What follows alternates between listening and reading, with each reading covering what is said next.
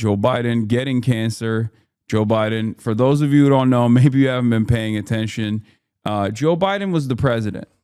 Okay. He was, and even before he was the president, he was the vice president to Barack Obama. Okay. That's the guy. You might not have known because he didn't have a lot of motion. He was basically decaying in office. But yeah, he was the president before this last one. And a lot of the stuff that he did, especially in like the last year of his presidency, pretty much handed the victory to Donald Trump. This is something that is not up for debate at this point. I feel like most liberals, up until this like cancer announcement, was pretty much universally recognizing that the number one most responsible party beyond the Republicans was Joe Biden for the Trump victory, right? And of course, things change because liberals, when they hear about someone who is like truly a repulsive monster or genuinely like an evil person getting cancer or dying, they instantly whitewash. They instantly have to launder their reputation. Like when George W. Bush dies, you will see this exact same phenomena take place. When Dick Cheney dies, when Dick Cheney dies, I feel like, I mean, that's the rapture probably. Like he is Satan incarnate.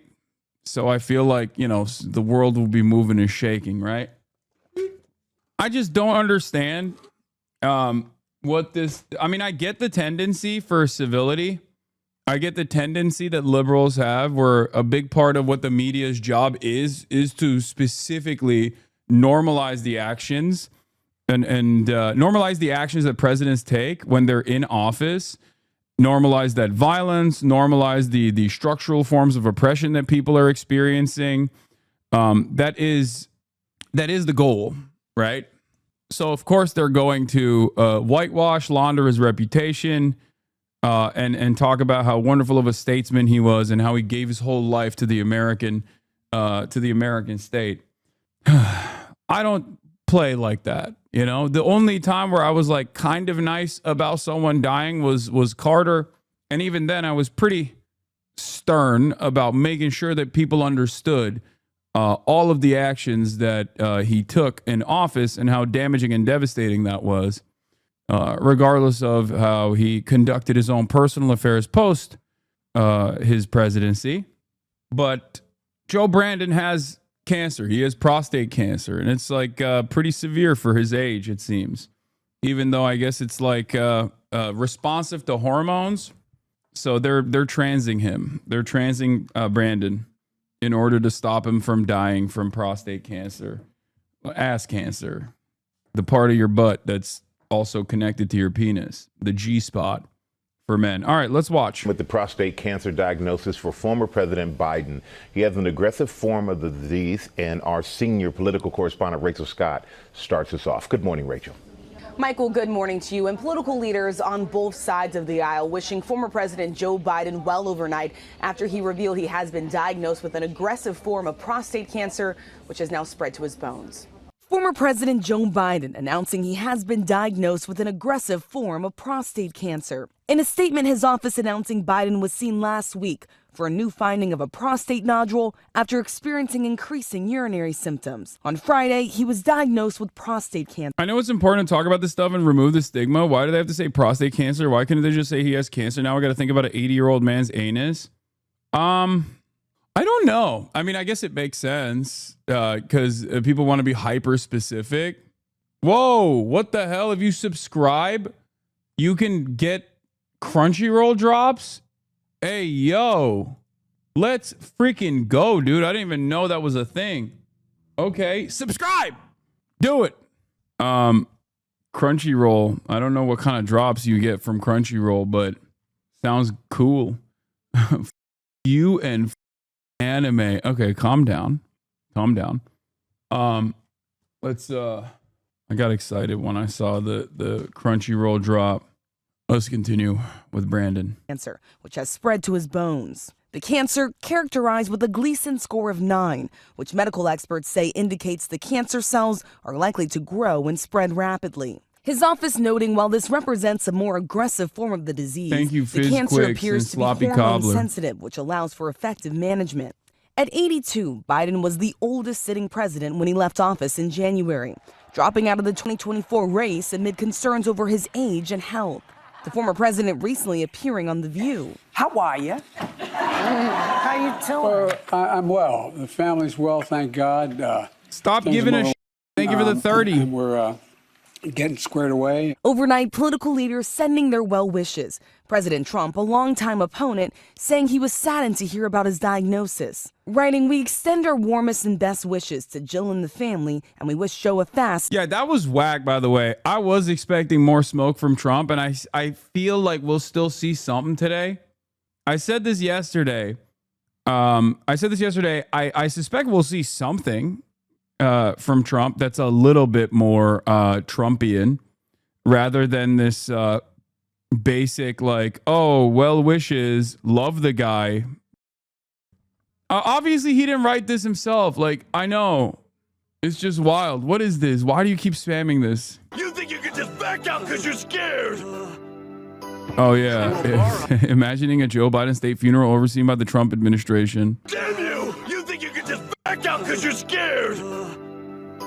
Cool bar, huh? This place is for mourning. Okay, Cool Bar is way sicker than Donald Trump, for the record. Okay, that's crazy to make this comparison. This is a comparison that favors Donald Trump.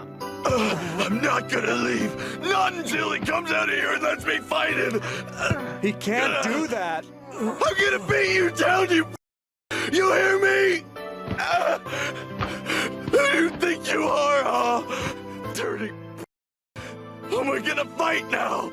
Who am I gonna fight? He's gone. No! You're supposed to be here.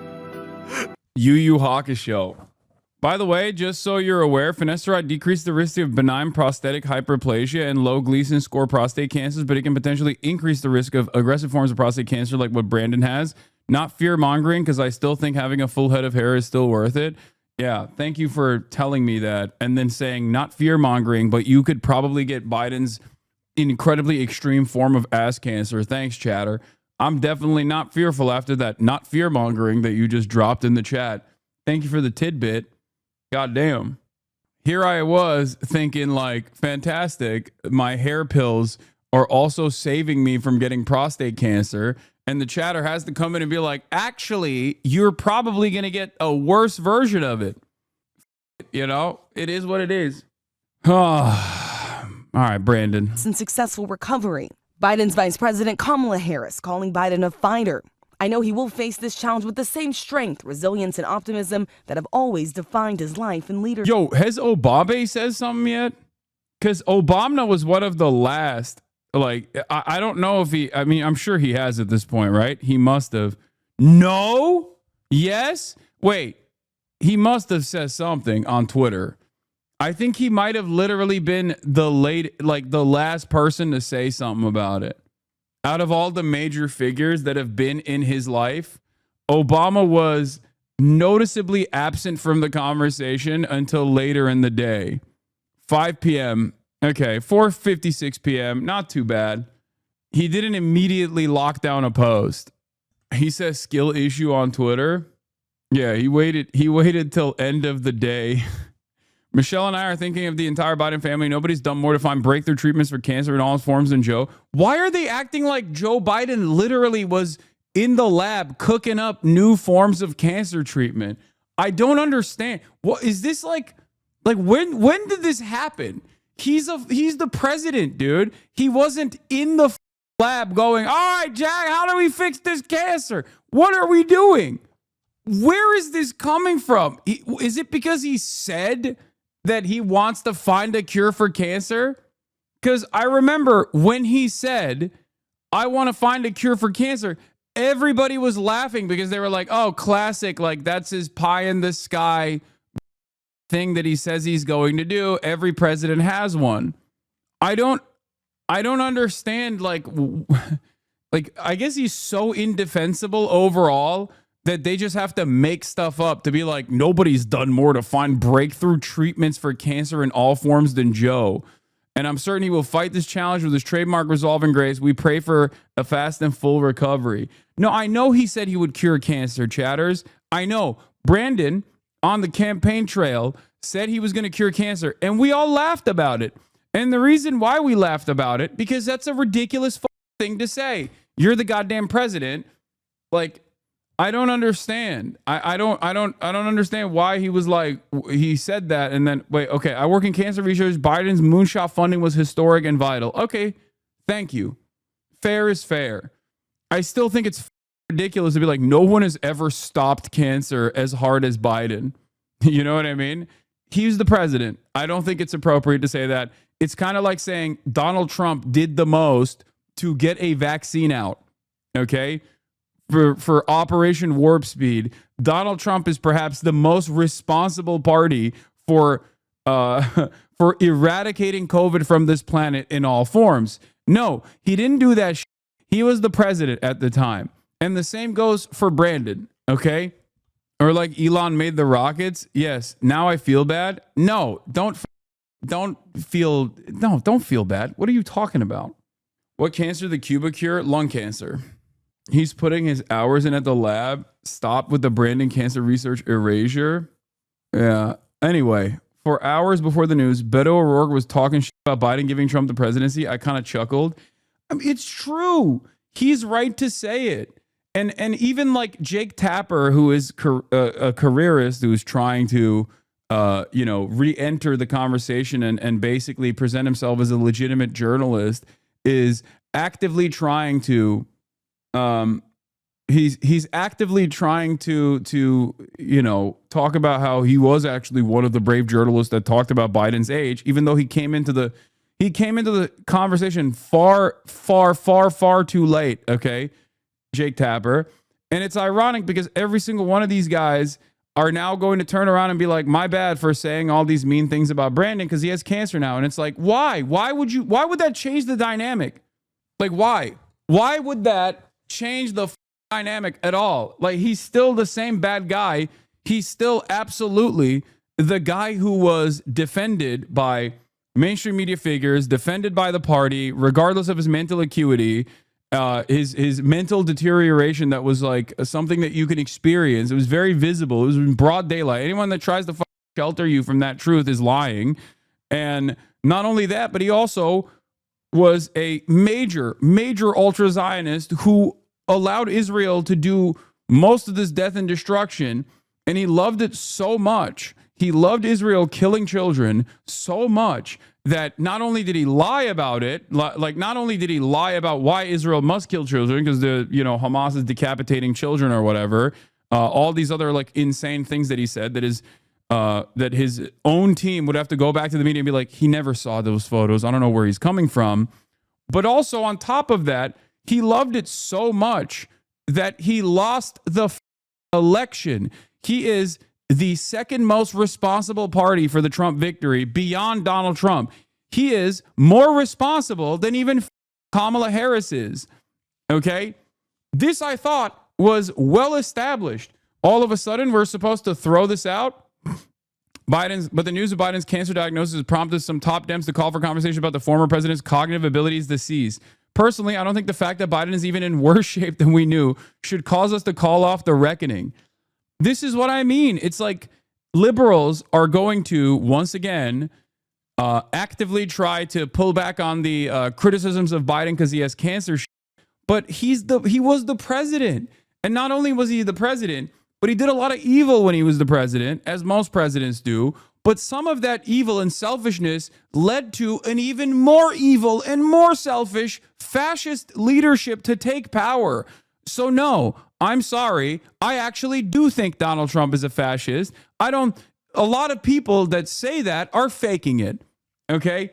That's it. Liberals that tell you Donald Trump is a bad guy or he's racist or it's Mango Mussolini are faking it. They're not actually angry. If they were, they would be angry at the previous leadership through utter selfishness led to the fascist leadership that we're exhibiting right now, experiencing right now. That's it. Conversations about Biden's mental acuity should be more muted and set aside for now, is he struggling through this? No, I don't think it should be. I think, for the record, I think, and Beto O'Rourke is correct about this. Okay, he's right. He's cooking here on the Pod Johns, and I'm gonna explain this once again. I think people that actually dial back and have a more muted approach to Brandon right now are going to still look like they're defending Brandon and his administration, which in some ways they are, because I think a lot of liberals in positions of prominence are genuinely afraid of looking like they were wrong. And instead of recognizing that they were wrong and that they were duped and that they participated in this like secret cover up of the president whose brain was melting in broad daylight, instead of openly saying like, yeah, this was up, is a major cause for distrust amongst the American population. We're not going to do that again. They're like, yeah, I still think we should not criticize Biden. I mean, he has prostate cancer. He's 90 years old. He the country already, and he's 90. Okay, he got all of his wishes. He finally became president. Sure, he was demented in the process and probably doesn't know that he was president, doesn't know what time it is, but like he still got that wish across, you know? I don't care. I don't care that he has prostate cancer. This does not change the equation, and it shouldn't change the equation for you, and it shouldn't change the equation for honest brokers, okay? People who are honestly talking about Biden's legacy need to be honest. Stop running defense. And former President Obama praying for a fast and full recovery for his former number two, saying nobody has done more to find breakthrough treatments for cancer in all of its forms than Joe. And I am certain he will fight this challenge with his trademark resolve and grace. The former president's cancer diagnosis comes nearly 10 years after his beloved son, Beau, lost his battle with brain cancer. That loss motivating Biden to establish the Cancer Moonshot Initiative. We can end cancer as we know it. I committed to this fight when I was vice president. It's one of the reasons why, quite frankly, I ran for president. And we are told that the former president spent the weekend in Delaware and that both he and his family are now reviewing treatment options with his doctors, George. Okay, Rich, of course, we are all wishing him the very best. Now we have more on the prostate cancer diagnosis for former President Biden. He has an aggressive form of the disease. We're going to bring in our chief medical correspondent, Dr. Tara Narula. A Gleason score 9 out of 10, and we know that it has also unfortunately spread to his bones. So what does all this mean?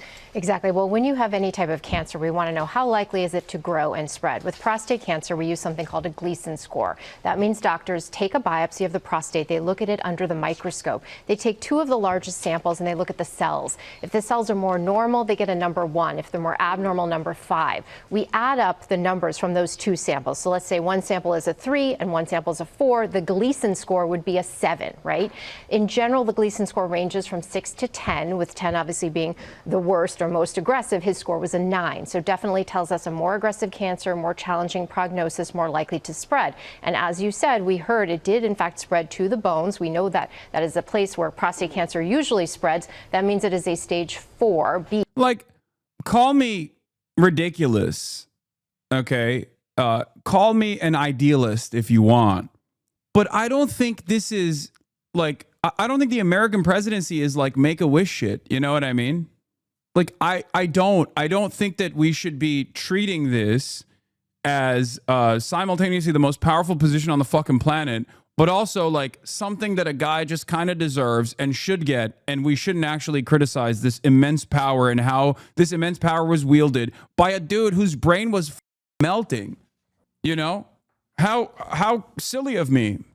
How silly of me to say such things, that we should not treat the American presidency as though it's, a Make-A-Wish kid getting his dreams realized. This is crazy. Before we even talk about the genocide, you know what I mean? This is before we talk about like what he did in his last year in office. It was completely psychotic. Even like before October 6th, there's plenty of stuff that you can criticize the Brandon regime. October 6th is the date that I use specifically, and not October 7th, because October 6th is ironically when he revealed his like insane anti-immigrant plan. Like that was their big effort to win back voters, was to just basically try to get ahead of all of the anti-immigration, the wave of like white nativist anti-immigration sentiments that were coming from the Republican Party by saying, we're the real border party. And then Kamala endorsed everything as well. So obviously she's also responsible for this defeat. But like, it blows my mind that we're just going to forget that, all of that. Why? Because he has cancer. Come on, let the little guy rest. Like, get the out of here. Usually that means it is not curable. It is treatable. In general, we think about prostate cancer as being slow growing and usually having a good 5-year survival, 99%. When it is spread to distant sites, then that 5-year survival drops to about 37%. Also, the other part of this that I don't understand, and this is a good question, is how the does this guy not have a doctor prod his asshole with regular frequency? He's 90 years old. Okay. That's like, once you're 45, I feel like that's basic physical shit, you know? You get a physical once a year as a normie, not the president. A doctor's going to shove his finger in your ass, okay? So how did this happen? They stopped checking after 80? Wait, really? Apparently they stop after 70? Wait, why? They're just like, yeah, if it happens, you're going to die anyway? Is that what it is? And I also, is there also a guideline for presidential checkups? I feel like presidents probably still get like a more comprehensive checkup, including the ass prodding. I believe after 80, there's almost 100% men get prostate cancer. Like what you're describing seems like a common practice for people on insurance or like Medicare. You know what I mean? That seems like legislation that that seems like guidelines that's like some insurance company wrote because they're like, well, there's too many false positives anywhere, so it's a waste of time to like go through this rigorous check. But I feel like if you're the president, you probably go through the maximum checks, right? Or I would expect you to. You don't discover stage 4 prostate cancer that is metastasized to the bone. He was actively campaigning with his diagnosis 100%. It can be detected in routine blood draw checks. Benign prostate hyperplasia, and we can't biopsy everyone. However, many health authorities advocate for the cessation of routine prostate cancer testing in men older than 75 because of the belief that most patients will have a clinically insignificant cancer and will not benefit from the therapy. Damn. So if you're a dude and you make it to like 75, you already have ass cancer. Like that's what the medical consensus is on this, where they're like, yeah, you probably have it.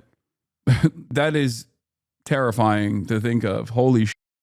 If only Brandon actually eliminated cancer when he was president, like he said he was going to do, then, you know, I wouldn't be so concerned. All right, let's continue. In the statement released by the former president's office, it notes that he's considering hormone treatment. So how does that work, and what did that tell you? So when we talk about hormones for this, we're talking about androgen deprivation therapy. That means depriving the body of testosterone or androgens, which we know is a fuel for prostate cancer cells. So by either blocking the production of testosterone or the ability of testosterone to reach the cells, you're hopefully slowing the growth. So we know that with prostate cancer of this stage, we usually use hormone therapy to basically improve quality of life, maybe give somebody more years. Of course, hormone therapy also comes with its own side effects. Former president's 82.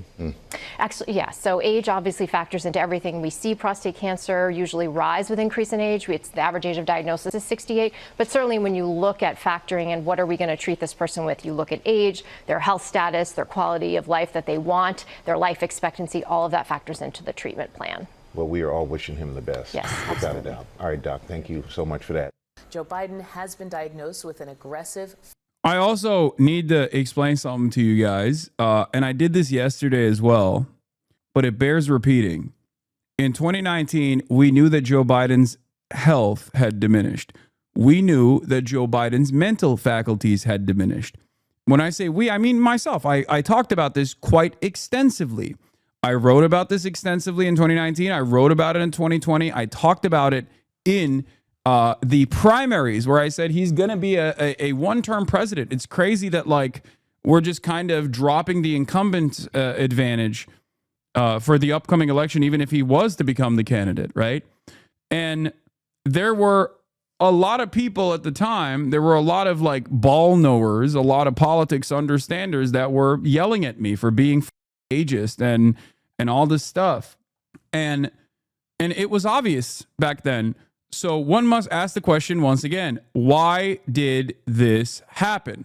Why did this happen? Why was Biden presented as the only alternative that can defeat Donald Trump from both mainstream media outlets like MSNBC, CNN, and numerous others at a time when it was, incredibly important for the liberals to get together and rally around one candidate that would truly defeat Donald Trump?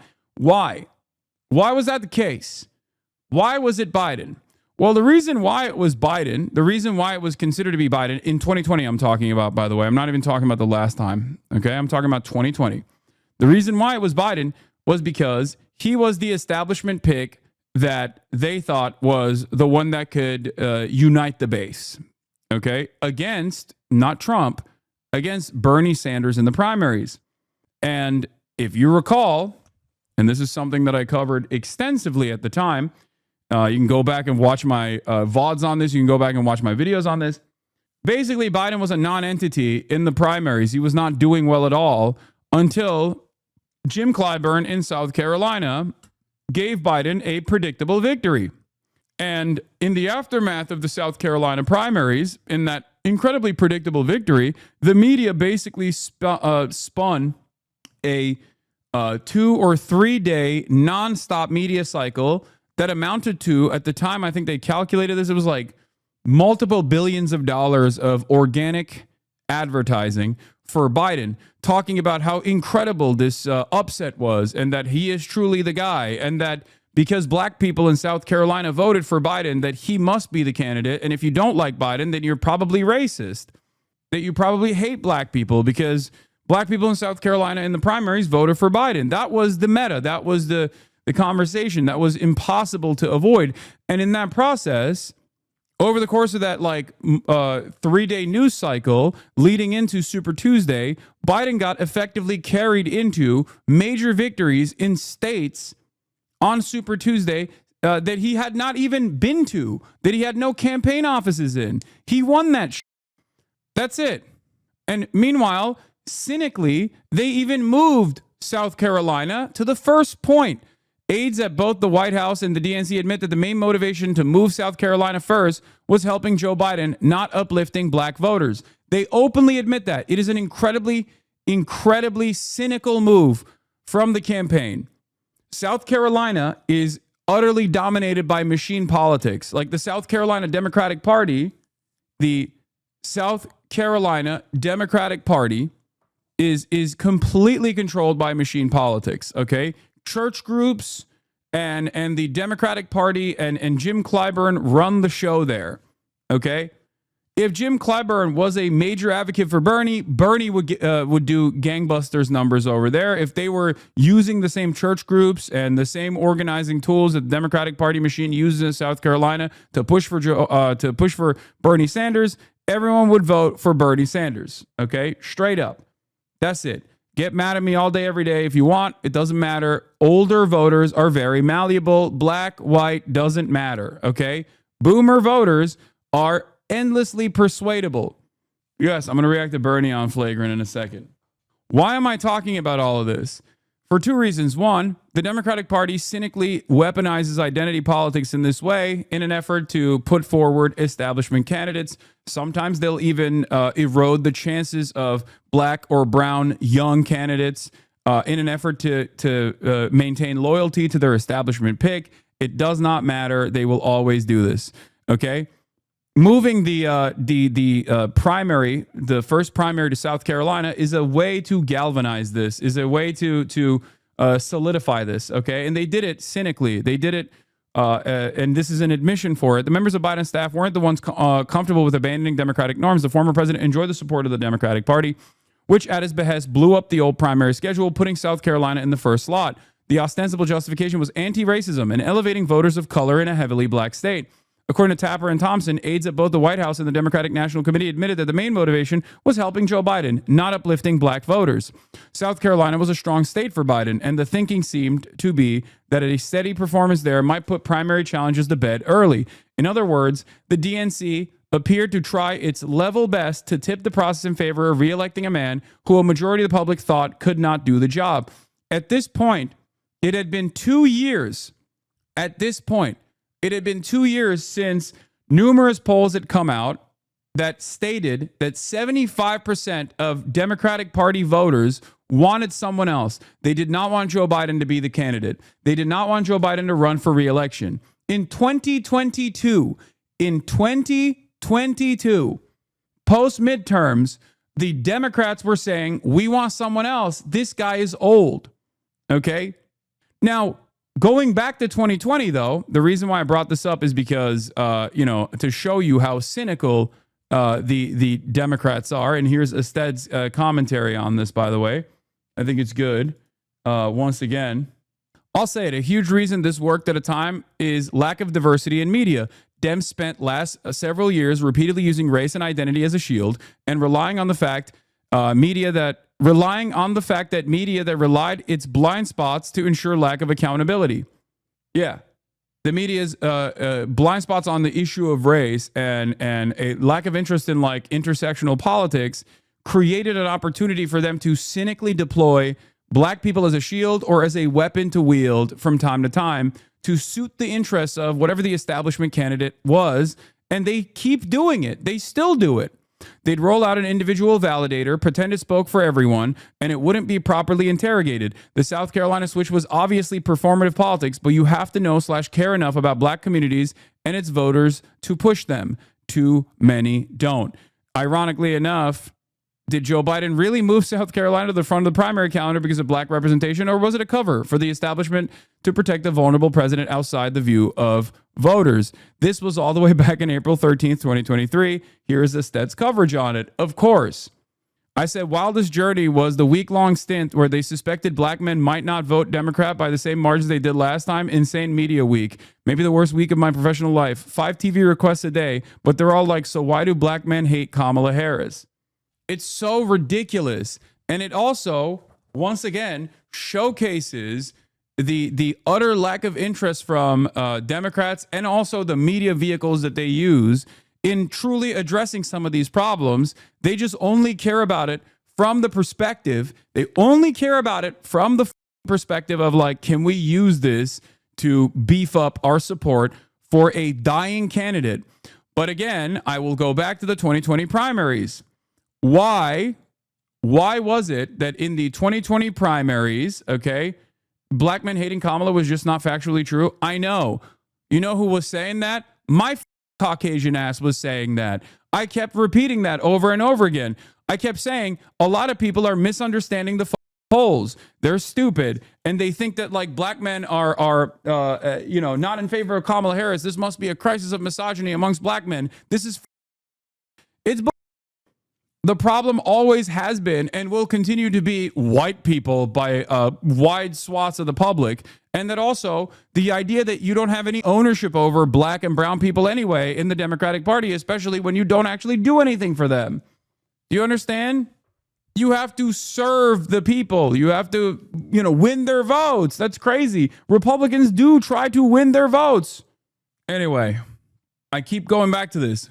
Why in the 2020 primaries did they want Biden? Why did they push this old man who obviously was falling out of favor and was his brain capacity had clearly diminished? Why did they rally around him? Here's why. I've asked other candidates this kind of question, veto question. Let's flash forward. Your president, Bernie Sanders, is still active in the Senate. He manages to get Medicare for All through the Senate in some compromised version, the Elizabeth Warren version or other version. Nancy Pelosi gets a version of it through the House of Representatives. It comes to your desk. Do you veto it? I would veto anything that delays providing the security and the certainty of health care being available now. That's why. Because Bernie Sanders was a threat. Now, would he have been able to actually swing America in the direction of social democracy? Would he have been able to successfully push for more social safety nets? I don't know. But it was enough of a fear from those with moneyed interest, those who have power both in the party and also all of the interest groups and the lobbying groups and the corporations that dominate the Democratic Party, that was such a major problem that they were willing to plant a dying fool who's clearly lost his touch in broad daylight, and they forced everyone to rally around. Obama forced everyone to rally around Joe Biden. It was known. It was known that his brain wasn't working as well as it once did. Okay, Biden was a retail politician susceptible to gaffes. Okay, but those gaffes sometimes made him look more human. But he was a fantastic retail politician. He was Mr. Baby Kisser. Okay, he did that. That was his main role. That was his role in the Obama administration. The kind of racist white guy that will silence the masses that are terrified of a black president who they thought was Muslim. Okay, but obviously, come 2020, like his mental capacity was diminished. I showed you differences between his speeches in like 2016 versus 2019. It was noticeable. And I think a lot of these people noticed it, but they were so terrified of Bernie Sanders and the moderate, marginal changes that Bernie Sanders was advocating for, like an expansion of the welfare state, or at least like clawing back some of the things that Trump had undermined in the prior administration. They were so afraid of that they went crazy. They went crazy and they pushed for Biden. Make no mistake. And of course, Biden's administration was filled with false promises that he ran on that he never actually followed through on. There is at this point a lot of whitewashing and laundering of the reputation of Joe Biden that's taken place in broad daylight. I will not stand down. I think the goal here is for mainstream media to make you think that like he wasn't all that bad and that everyone's being a little crazy about it. And it's a way to actually launder their own credibility as well, to say, on the one hand, we kind of knew that he was old, but he was like really sheltered from the public. But also on the other hand, don't think too much about it, because then it's really up. If you think too much about Biden's diminished mental faculties and how we actually ran cover for it, then, you're going to start being skeptical of the narratives that we present. Meanwhile, what a lot of these people don't realize is that this lack of interest in doing good journalism is unironically part of the reason why so many people have completely dropped support, and so many people completely refuse to believe any of the narratives coming out of mainstream sources, mainstream resources. Another great example of this is the things that people can see with their own two eyes on social media about the plight of Palestinians versus what they see in mainstream news.